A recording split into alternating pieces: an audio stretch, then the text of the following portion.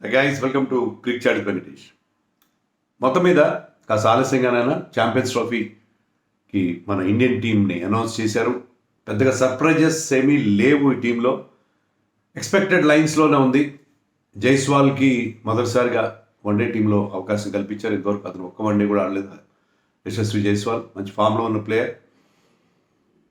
అలాగే గాయం నుంచి కోలుకుని తిరిగి వస్తున్న ముగ్గురు ప్లేయర్స్ బుమ్రా, షమి అండ్ కుల్దీప్ యాదవ్, వీళ్ళు ముగ్గురు కూడా టీంలో ఉన్నారు. టీంలో 4 స్పిన్నర్స్ ఉన్నారు, 3 front line or specialist pacers ఉన్నారు.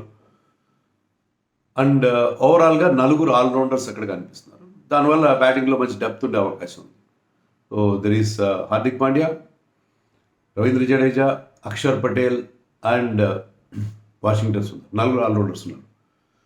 టీంకి అనుకున్నట్టుగానే రోహిత్ శర్మ కెప్టెన్, వైస్ కెప్టెన్గా శుభ్మన్ గిల్ కంటిన్యూ అవుతున్నాడు.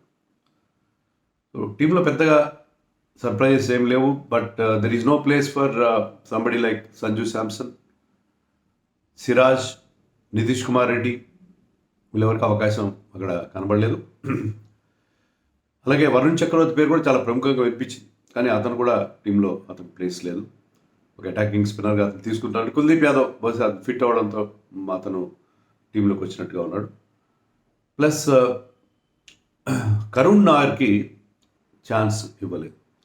కరుణ్ నాయర్ యావరేజ్ 725 ఎంతో ఉంది. 7 మ్యాచ్లు ఆడితే 7 మ్యాచ్ల్లో 720 రన్స్ చేసి ఒక్కసారి మాత్రమే అవుట్ అయ్యాడు. అన్బీటన్గా ఇప్పుడు ఫైనల్ జరుగుతుంది. ఫైనల్లో కూడా ఆడతాడు అతను. ఫైనల్లో కోర్స్ నెక్స్ట్ బ్యాటింగ్ చేస్తాడు.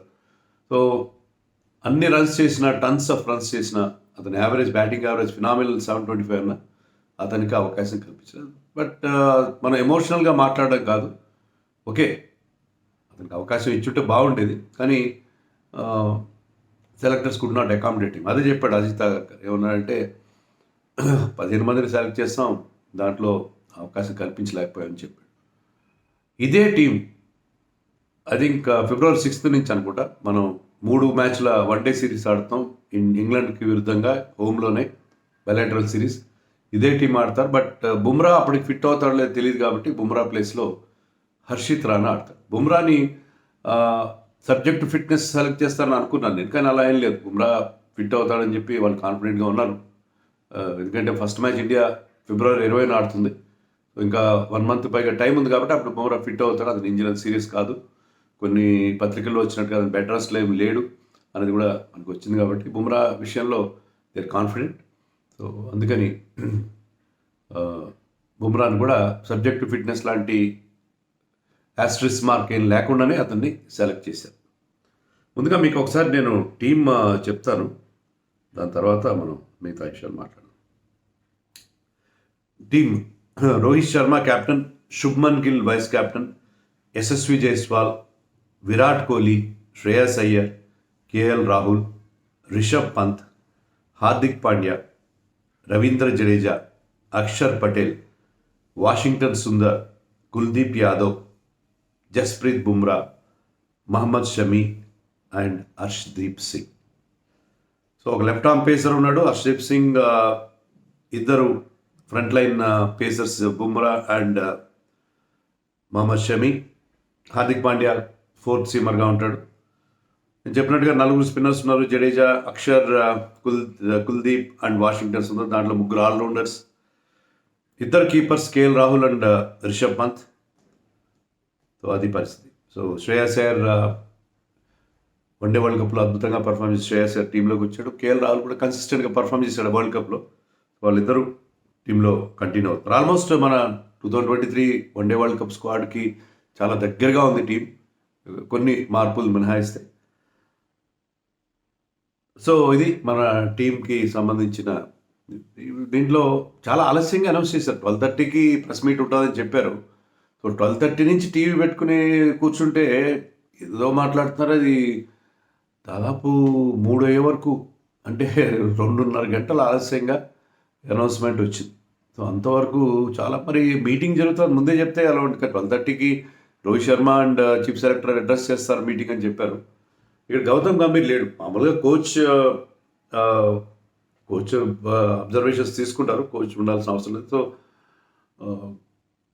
అగార్కర్ అండ్ రోహిత్ శర్మ చాలా ముందుగానే వచ్చారు, కానీ ఎందుకు చాలా ఆలస్యమైంది. మరి ఏం చర్చ చేయాలో నాకు అర్థం కాలేదు, ఎందుకంటే టీం ఆల్మోస్ట్ ఎక్స్పెక్టెడ్ లైన్స్లో ఉంది. నేను జడేజా ఉండడని అనుకున్నాను నేను, ఎందుకంటే జడేజా అక్షర్ ఇద్దరు ఒకటే టైప్ ఆఫ్ స్పిన్నర్స్, దాని బదులు ఒక అటాకింగ్ స్పిన్నర్ వరుణ్ చక్రవర్తి ఉంటే బాగుంటుంది అనుకున్నాను. అలాగే నేను ఏమనుకున్నానంటే బుమ్రా షమి ఇద్దరు ఇంజరీ నుంచి వస్తున్నారు కాబట్టి ఎక్స్ట్రా పేసర్ని తీసుకెళ్తారు, కానీ ఎక్స్ట్రా పేసర్ బదులు ఎక్స్ట్రా స్పిన్నర్ని తీసుకెళ్ళారు, ఎందుకంటే అక్కడ IL T20 మ్యాచ్లు ఆడుతున్నాయి.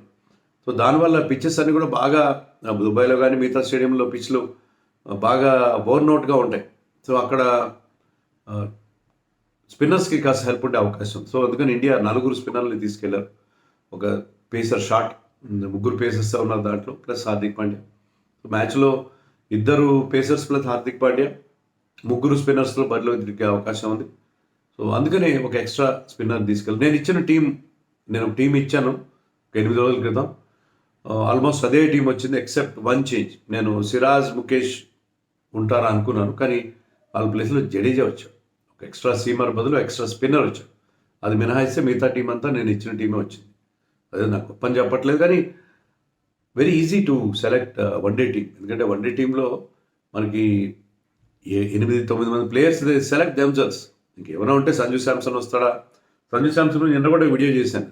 సెలెక్టర్స్ ఈజీ అయిపోయింది అతన్ని డ్రాప్ చేయడానికి, ఎందుకంటే అతను ఎప్పుడైతే విజయ్ హజారే ఆడలేదో తన కేసు తనే స్పాయిల్ చేసుకున్నాడు. సో అతనికి he has not done any good for he chances. So అతను లేకపోతే సిరాజ్ విషయంలో రోహిత్ శర్మ అన్నాడు న్యూ బాల్ అయిన తర్వాత కాస్త అదంత ఎఫెక్టివ్గా అనిపించట్లేదు. బట్ సిరాజ్ కూడా ఓవర్ వర్క్, ఎందుకంటే అన్ని ఫార్మాట్స్ ఆడుతున్నాడు, టైర్డ్గా ఉన్నాడు. అది ఈ needs some rest actually. And మనం 3 పేసర్స్తో వెళ్తున్నప్పుడు ఒక left arm pacer is a better idea. Shami, Bumrah ఉన్నప్పుడు మీకు ఒక లెఫ్ట్ ఆర్మ్ పేసర్ ఉంటే వెరైటీ కూడా ఉంటుంది. Harshdeep has been doing well. Vijay Hazare కూడా వికెట్స్ తీశాడు, వైట్ బాల్ క్రికెట్లో కన్సిస్టెంట్గా పర్ఫామ్ చేస్తున్నాడు. ప్లస్ హార్దిక్ పాండ్యా ఉన్నాడు కాబట్టి I think that is also fair call. ఇంకా కరుణ్ రాయ్ని తీసుకెళ్ళలేదంటే మనం it is not a good message. Domestic క్రికెట్కి వాల్యూ ఇస్తున్నట్టుగా అనిపించట్లేదు. నాకేమనిపించిందంటే అట్లీస్ట్ ఇంగ్లాండ్తో జరగబోయే సిరీస్లో అతను ఆడించచ్చు కదా. సరే ఇక్కడ అతనికి ప్లేస్ లేదు, ఎలా అయితే బుమ్రా ప్లేస్లో హర్షిత్ రాణాని అక్కడ ఆడిస్తున్నారు, అలాగే ఇక్కడ కూడా కరుణ్ నాయర్ని అక్కడ 15 మంది రెస్ట్రిక్షన్ లేదు. కరుణ్ నాయర్ని స్క్వాడ్లో పెట్టి ఒకవేళ మనం 2 మ్యాచ్లు గెలిస్తే 3rd మ్యాచ్లో కరుణ్ నాయర్కి ఒక అవకాశం ఇవ్వాలి. కనీసం అతను స్క్వాడ్లో పెడితే ఏంటంటే పర్ఫార్మెన్స్కి, డొమెస్టిక్ పర్ఫార్మెన్స్కి వాల్యూ ఇచ్చినట్టు. సరే ఛాంపియన్స్ ట్రోఫీ ఆ టీం ఆల్రెడీ సెలెక్ట్ అయిపోయింది, అక్కడ మీకు అవకాశం లేదు. శ్రేయస్ అయ్యర్, రాహుల్ లాంటి వాళ్ళు బాగా పర్ఫామ్ చేశారు. ఈవెన్ రిషబ్ పంత్ కూడా బెంచ్కే పరిమిత అయ్యే అవకాశం మనకు కనిపిస్తుంది. అది టీమ్ కాల్. ఒక లెఫ్ట్ హ్యాండర్ కావాలంటే పంత్ని ఆడిస్తారు, లేకపోతే రాహుల్ కన్సిస్టెంట్గా ఆడిన రాహుల్ని కీపర్ బ్యాట్స్మెన్గా ఆడించే అవకాశం ఉంది, like in the world cup, last 2023 world cup లాగా. సో అలాంటప్పుడు మీకు అక్కడ ప్లేస్ ఎక్కడ ఉంది? శుభ్మన్ గిల్ని నేను వైస్ కెప్టెన్ ఆల్రెడీ వాళ్ళ ట్విట్టర్లో కూడా ఇచ్చాను నేను ప్రెడిక్షన్. శుభ్మన్ గిల్ ఏంటి వైస్ కెప్టెన్ అని చెప్పి కొంతమంది అబ్జెక్షన్ రైజ్ చేశారు. Shubman Gill has been the vice captain, ముందు నుంచి వైస్ కెప్టెన్గా ఉన్నాడు. అతన్ని డ్రాప్ చేయాల్సిన అవసరం ఉంది. అంత కారణంగా ఏం పర్ఫామ్ చేయలేదు ఈ ఫార్మాట్లో. మనం టెస్ట్ మ్యాచ్ పర్ఫార్మెన్స్ దీనికి కన్ఫ్యూజ్ అవుతున్నాం. ఇవాళ సునీల్ గవాస్కర్ కూడా అన్నాడు నితీష్ రెడ్డిని తీసుకెళ్ళాలి, శుభ్మన్ గిల్ కాదు, శుభ్మన్ గిల్ ఫామ్లో లేడు. ఈ ఫార్మాట్లో శుభ్మన్ గిల్ యావరేజ్ 58, విరాట్ కోహ్లీ కూడా అంత యావరేజ్ లేదు, 58 యావరేజ్ ఉంది, డబుల్ సెంచరీ ఉంది, సెంచరీలు ఉన్నాయి. చాలా కన్సిస్టెంట్గా వరల్డ్ కప్లో కానీ అన్ని మ్యాచ్లో కన్సిస్టెంట్గా పర్ఫామ్ చేస్తున్నారు శుభ్మన్ గిల్. సో శుభ్మన్ గిల్ విషయంలో ఇక్కడ మనకు ఉండాల్సిన సందేహాలు ఏముంటాయి? ఫార్మాట్కి మనం కన్ఫ్యూజ్ అవుతాం. శుభ్మన్ గిల్ ఈ ఫార్మాట్లో అది తిరుగులేదు. అలా కేఎల్ రాహుల్ కూడా ఈ ఫార్మాట్లో ముఖ్యంగా డౌన్ ది ఆర్డర్ వచ్చి మంచి పర్ఫార్మెన్స్ ఇస్తున్నాడు. సో ఏ రకంగా టీం చూసినా బాగుంది. మనకు ఒకటే ప్రాబ్లం ఏంటంటే మీకు టాప్లో అంతా రైట్ హ్యాండర్స్ ఉన్నారు. దాన్ని ఎలా కవర్ చేయాలంటే అక్షర్ పటేల్ ఒక ఫ్లోటర్గా యూజ్ చేసుకుని చేయొచ్చు. అక్షర్ పటేల్, జడేజాలో ఇద్దరు ఒకరే ఆడతారు. నేను కూడా వాషింగ్టన్ సుందర్, అక్షర్ పటేల్ 11లో ఉంటారు అనుకుంటే కుల్దీప్ యాదవ్ కూడా ఉండొచ్చు. కుల్దీప్ యాదవ్ అయితే వాషింగ్టన్ సుందర్ బ్యాటింగ్ పర్వాలేదు, మనకి స్ట్రెంత్ ఉంది అనుకుంటే they can play with 4 specialist bowlers, లేదంటే ఇద్దరు ఆల్రౌండర్స్ ఉండి బ్యాటింగ్ స్ట్రెంత్ చేసుకోండి, వాషింగ్టన్ వస్తారు టీంకి. సో టీం అన్ని విధాలా బాగుంది, దాంట్లో వంక పెట్టడానికి ఏం లేదు నన్ను అడిగితే. సిరాజ్ లేడు, కరుణ్ నాయర్ లేడు అంటే అదే మనం చెప్పుకున్నాం కదా, దానికి కూడా సఫిషియంట్ రీజన్స్ మనకు కనిపిస్తున్నాయి. కాబట్టి I think I'm happy with the team. వన్డేకి తగిన అన్ని హంగులు ఉన్నాయి. ఆల్రౌండర్స్ ఉన్నారు దాంట్లో. ఇద్దరు ఆల్రౌండర్స్ ఖచ్చితంగా ఆడతారు. ఒక స్పిన్ బౌలింగ్ ఆల్రౌండర్, ఒక సీమ్ బౌలింగ్ ఆల్రౌండర్ ఖచ్చితంగా ఆడతారు కాబట్టి మీకు బ్యాటింగ్ డెప్త్ ఉంటుంది. బ్యాటింగ్ డెప్త్ నెంబర్ 8 దాకా మీకు బ్యాటింగ్ ఉండే అవకాశం ఉంది అని మనకి క్లియర్గా అర్థమవుతుంది. నెంబర్ 8 దాకా మీకు బ్యాటింగ్లో డెప్త్ ఉంటుంది. Because you have 2 allrounders playing in the team. 9-10 ఇద్దరు ఫాస్ట్ బౌలర్స్, ఒక స్పిన్నర్ ఉంటారు. సో 8 దాకా బ్యాటింగ్ డెప్త్ ఉంటే మీకు వరీనే ఉండదు. So it's a good team. ఖచ్చితంగా మంచి టీమ్గానే మనకు కనిపిస్తుంది. ఇంకెవరిని మిస్ అయ్యాం మనం? అందరూ ఓకే. ఫాస్ట్ బౌలింగ్ విషయంలో కానీ మనకు ఉన్న ఛాయిసెస్ చూస్తే అందరూ వచ్చినట్టుగానే నాకు అనిపిస్తుంది. I'm happy with the set. Sanju Samson గురించి ఆల్రెడీ మనం మాట్లాడుకున్నాం. నితీష్ కుమార్ రెడ్డి కూడా అవకాశం లేదు, ఎందుకంటే ఈ టీంలో నితీష్ని అకామిడేట్ చేసే పరిస్థితి ఏం లేదు. నేను ఇంతకుముందు కూడా చెప్పాను, ట్రావెలింగ్ రిజోర్ట్స్ అనేవాళ్ళు ఉండరు. ఎందుకంటే Dubai is just 3 hours away from India. So 3 గంటల్లో మీరు దుబాయ్ చేరుకోవచ్చు. కాబట్టి ట్రావెలింగ్ రిజల్ట్స్ కూడా ఎవరిని అనౌన్స్ చేయలేదు. కేవలం 15 మంది మాత్రమే అనౌన్స్ చేస్తారు. ప్రొవిజనల్ స్క్వాడ్ ఇది. ఐ థింక్ 13th February దాకా మీకు ఛాన్స్ ఉంటుంది to make any changes. ICC అప్రూవల్తో చేంజెస్ చేసుకోవచ్చు. సో బట్ చేంజెస్ అంతేంత ఖచ్చితంగా అవసరం అయితే తప్ప అలాంటి మార్పులు ఏవైతే ఏమి ఇచ్చేయరు. సో అది స్క్వాడ్. మరి ఏమనుకుంటున్నారు మీరు? ఏమైనా మిస్సింగ్ నేమ్స్ ఉన్నట్టు ఫీల్ అవుతున్నారా? నేనైతే ఐఎమ్ హ్యాపీ, ఎందుకంటే నేను ఇచ్చిన టీంలో 14 out of 15 వచ్చారు కాబట్టి ఐఎమ్ హ్యాపీ. మీరు కూడా హ్యాపీ అయినా కాదో కామెంట్స్లో చెప్పండి.